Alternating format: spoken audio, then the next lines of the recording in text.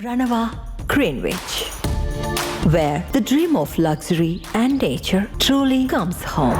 Pranava Greenwich, a home full of love and dreams. Breaking news. GHMC ప్రధాన కార్యాలయం దగ్గర స్వచ్ఛ auto కార్మికులు ధర్నాకు దిగారు.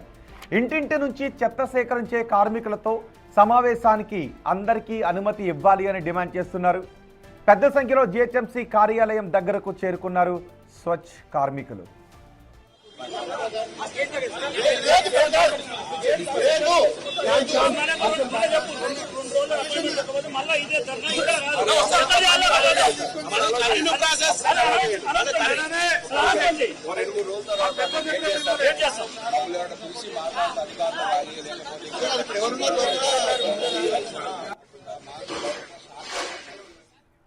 స్వచ్ఛ ఆటో కార్మికులు చేస్తున్న ఆందోళనకు సంబంధించి జిహెచ్ఎంసీ కార్యాలయం దగ్గర నుంచి సమాచారం అందించడానికి మా ప్రతినిధి శ్రవణ్ మనకు అందుబాటులో ఉన్నారు. శ్రవణ్, స్వచ్ఛ ఆటో కార్మికులు డిమాండ్ చేస్తున్నది ఏంటి, ఏం జరుగుతుంది అక్కడ?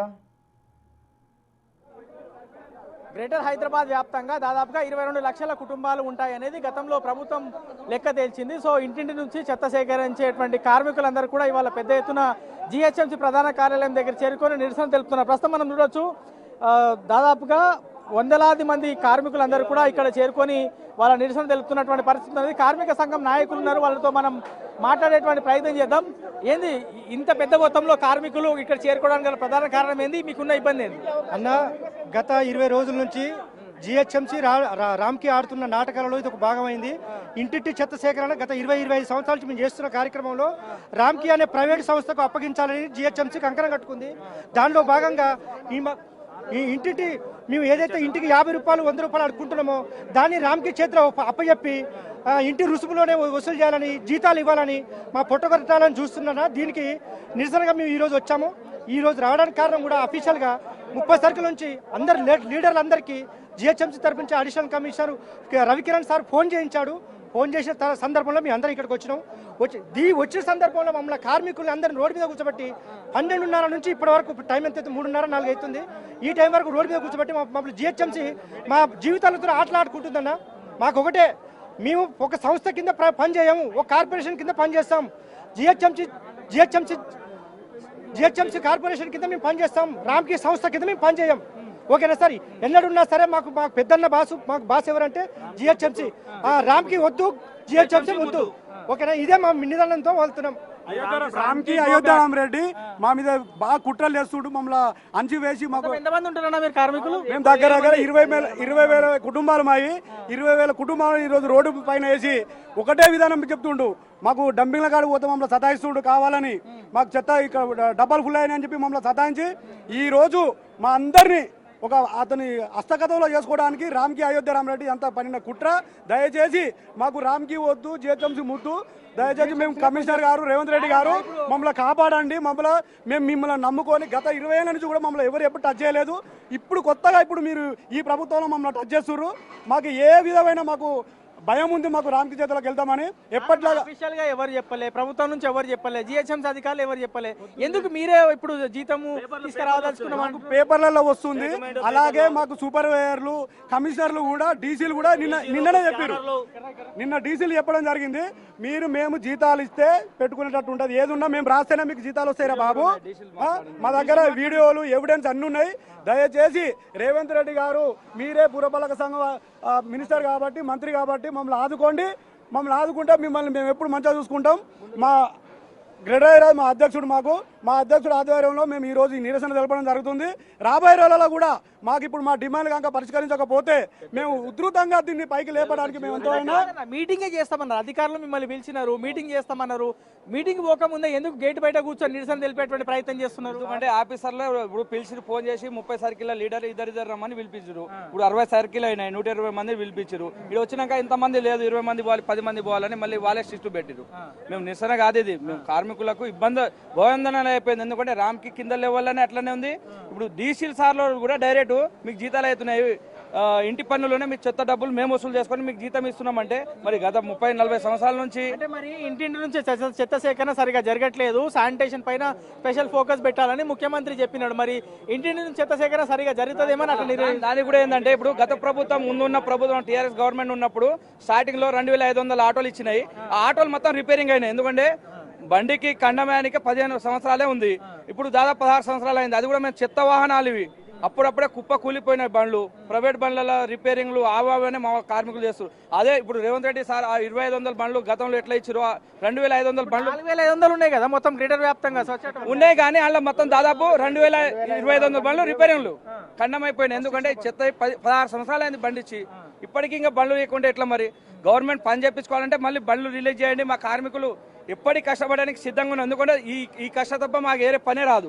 ఇప్పుడు జిహెచ్ఎంసీ ఆటోలు ఇప్పిస్తుంది, జిహెచ్ఎంసీ ఈఎంఐలు కడుతుంది, జిహెచ్ఎంసీ ట్యాక్సులు కడుతుంది, మీరేమో మళ్ళీ రోడ్డు మీదకి వచ్చి నిరసన తెలుపుతుంది ఎట్లా అనేది అధికారులు అడుగుతున్నారు. ఇప్పుడు ఒక చిన్న విషయం, జిహెచ్ఎంసీ అన్ని ఇస్తుందని కానీ మాకు ఎలాంటిది లేదు. కరోనా టైంలోనే మా కార్మికులు 12 మంది చనిపోతే ఒక ఆఫీసర్ మాకు ఆదుకున్నట్టు లేదు.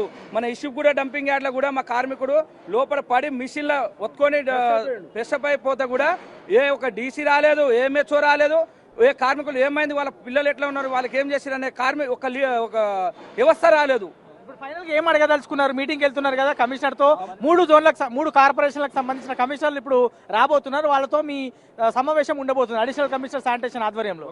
మేము చెప్పేది ఒకటే, మాకు యథావిధిగా 30 సంవత్సరాల నుంచి తాతల నాయన కాడ నుంచి ఎట్లా పని చేస్తున్నామో దానికి భంగం కలిగకుండా మాతోటి ఏ రకంగా పని చేయించుకున్నా మేము చేయడానికి సిద్ధంగా ఉన్నాం. ఇప్పటికి కూడా ప్రైవేట్ బండ్లు జిహెచ్ఎంసీ బండ్లు రిపేరింగ్ అయితే మా ఇంటికి గడపలేక మేము ప్రైవేట్లో లక్షలు అప్పు తీసుకొచ్చి బండ్లు 10 లక్షలు 5 లక్షలు పెట్టి మేమే సొంతంగా తీసుకొని చేస్తున్నాము. ఇప్పటికైనా గుర్తించి మాతోని ఏదైతే ఆ రామ్కి జియోలో ఇంటింటికి సేకరణ చెత్త అని ఇచ్చిరో దానికి ఎంబడి రద్దయినా చేయాలి, లేకుంటే మాకు ఒక లెటర్ ద్వారా మాకు పంపాలి. ఇప్పుడు లేకుంటే ఒకవేళ ఇవాళ పంపకుంటే రేపటి నుంచి చెత్త ఆటోలు అనేది 30 సర్కిల్ 60 సర్కిల్ నుంచి మొత్తానికి బంద్ పెట్టడానికి సిద్ధంగా ఉన్నాం. మేము గ్రేటర్ వ్యాప్తంగా 22 లక్షల ఇల్లులు ఉంటాయండి. ఇప్పుడు మీరు ఒక్కసారి చెత్త తీసుకోవడం ఆపేస్తే చెత్త మొత్తం రోడ్ల మీదకి వస్తుంది. మరి మా భవిష్యత్తు ఇప్పుడు ఎవరైనా ఇంటి సారోలే మాకు జీవనాధారం, ఎందుకంటే వాళ్ళ కాలనీలే బతుకుతున్నాం, వాళ్ళే దేవుళ్ళని గమనిస్తున్నాము. వాళ్ళకు ఫ్రీగా మేము ట్యాక్స్ రూపంలోనే డబ్బులు ఇవ్వాలి, మీరు చెత్త వేయకూడదంటే మరి వాళ్ళు కూడా వాళ్ళ సైడ్ ఆలోచిస్తారు కదా. మరి మా ఉపాధి కోల్పోయినప్పుడు మేము ఏ విధంగా ఉంటాము? ఇంకా మేము ఊరేసుకొని సావడమే తప్ప వేరే పని అయితే రాదు. మాకు చిన్న పిల్లలు ఆ విధంగా ఉన్నాం. దయచేసి రేవంత్ రెడ్డి సారు దీన్ని తక్షణమే రద్దు చేసి మా కార్మికులకు అందరికి ఆదుకోవాలని పేరున ఇంకో విషయం ఏంటంటే మాకు ఈ చెత్త బండ్లు అంటే రూమ్ కిరాయి కూడా ఎవరు ఇస్తలేరు. ఎందుకంటే చెత్త బండ్లు వాళ్ళ ఇంటి ముందర పెడితే వాసన వస్తుంది, మళ్ళీ వీళ్ళకి ఇవ్వకూడదు, ఇంకో రెంటర్ కూడా వస్తలేరు మాకని ఖాళీ చేయించిన రోజులు ఉన్నాయి. కాబట్టి మేము అంత చిన్న కులం ఎస్టీ వర్గాలకు ఉన్నాము. మాకు దయచేసి రేవంత్ రెడ్డి సార్ ఎంతో సాయం చేస్తుండు, ఎంతో అభివృద్ధి చేస్తుండు. మాకు కొద్దిగా డబుల్ బెడ్రూమ్ ఇప్పిస్తే ఏదో ఒక మూలకి ఇప్పించినా మా కార్మికులు మంచిగా బతుకుతారని కోరుతున్నాం. గ్రేటర్ వ్యాప్తంగా దాదాపుగా 22 లక్షల నుంచి 23 లక్షల ఇల్లులు ఉంటాయి. ప్రతి ఇంటి నుంచి చెత్త సేకరణ చేసేది వీళ్ళే. సో వీళ్ళందరూ ఇంటింటి నుంచి 100 రూపాయలు ఇస్తే 100 రూపాయలు, 150 రూపాయలు ఇస్తే 150 రూపాయలు తీసుకుంటారు. కానీ రాబోయే రోజుల్లో ఆ విధానం తీసేసి వీళ్ళకి జీతం ఇచ్చేటువంటి విధానం తీసుకొచ్చేటువంటి ప్రయత్నం రాష్ట్ర ప్రభుత్వం చేస్తుందని వీళ్ళు ప్రధానంగా ఆరోపిస్తున్నారు. మనం ఒకసారి గేట్ వైపు బయట చూడొచ్చు, పెద్ద మొత్తంలో కార్మికులందరూ కూడా వీళ్ళందరూ ఇంటింటి చెత్త సేకరించేటువంటి కార్మికులు పెద్ద సంఖ్యలో జిహెచ్ఎంసీ ప్రధాన కార్యాలయం దగ్గర చేరుకున్నారు. మొత్తం ఇప్పుడు గతంలో 30 సర్కిల్స్ ఉండే జిహెచ్ఎంసీ ఇప్పుడు 60 సర్కిల్స్ అయ్యాయి. సో ఒక్కొక్క సర్కిల్ నుంచి ఇద్దరిద్దరిని రావడంతో దాదాపుగా 120 నుంచి 150 మంది రావచ్చని అంచనా వేశారు. కానీ దాదాపుగా 300-400 మంది కార్మికులు ఇంటి నుంచి చెత్త సేకరించేటువంటి కార్మికులందరూ కూడా జిహెచ్ఎంసీ ప్రధాన కార్యాలయం దగ్గరికి చేరుకున్నారు. మరి కాసేపట్లో 3 కార్పొరేషన్లు Hyderabad GHMC commissioner Karnan, Cyberabad commissioner సృజనాతో పాటు మల్కాజ్గిరి కమిషనర్ వినయ్ కృష్ణారెడ్డి ఆధ్వర్యంలో వీళ్ళతో సమావేశం జరగనుంది. ఏం డిసైడ్ చేస్తారనేది మనకి మరి కాసేపట్లో సమావేశం ముగిసిన తర్వాత క్లారిటీ వచ్చేటువంటి అవకాశం ఉంది. రోహిత్ రైట్ శ్రవణ్, కార్పొరేషన్ పరిధిలో ఇంటింటి నుంచి చెత్తను సేకరించే పనిని మేము జిహెచ్ఎంసీ కింద ఉండి మాత్రమే చేస్తాం తప్ప రామ్కీ సంస్థ కింద ఉండి మాత్రం చెయ్యము అని స్వచ్ఛ ఆటో కార్మికులు చెప్తున్నారు. మరి కొద్దిసేపట్లో చర్చ కూడా జరగబోతోంది, చూద్దాం ఏం జరుగుతుందో.